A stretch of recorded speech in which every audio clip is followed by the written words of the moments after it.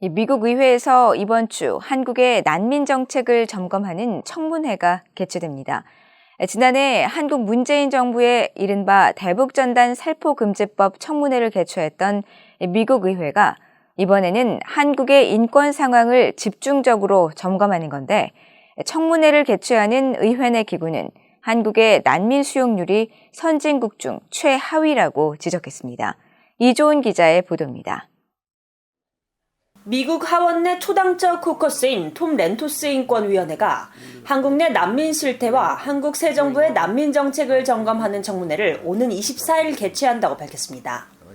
톰 렌토스 인권위원회는 청문회 개최 일정을 발표하면서 이번 청문회에선 한국 내 난민 실태와 탈북민 그리고 억압적 정권으로부터 탈출한 난민에 대한 강제 송환 금지 원칙 등 국제 기준에 대한 한국의 책무를 점검할 것이라고 밝혔습니다.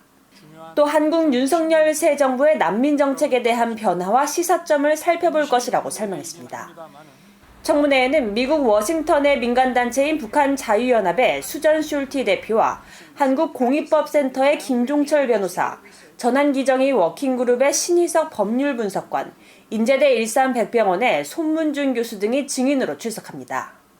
이번 청문회는 한국의 이른바 대북전단 살포 금지법 제정을 계기로 톰 렌토스 인권위원회가 지난해 한국 내 인권 상황을 점검하는 이례적인 청문회를 소집한 데 이어 한국 정부의 인권 정책을 점검하기 위해 열리는 미국 의회의 두 번째 청문회로 중국에 억류된 탈북 난민 문제도 다뤄질 것으로 예상됩니다.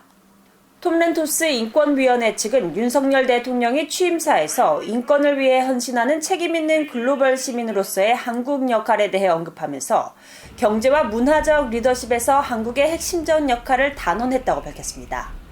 이어 세계화는 한국의 새로운 정책은 아니지만 윤 대통령이 인권과 글로벌 의무에 대한 의지를 강조한 것은 난민 정책이 과거보다 더 개방적일 것이라는 관측을 낳았다고 설명했습니다. 위원회는 그러면서 난민 정책에 대한 한국의 문제점도 지적했습니다. 한국은 1951년 채택된 유엔 난민협약 당사국으로 1992년 난민협약에 가입했지만 2001년이 되어서야 처음으로 난민을 인정했고 난민지위 부여 비율이 선진국 중 최하위권이라는 것입니다.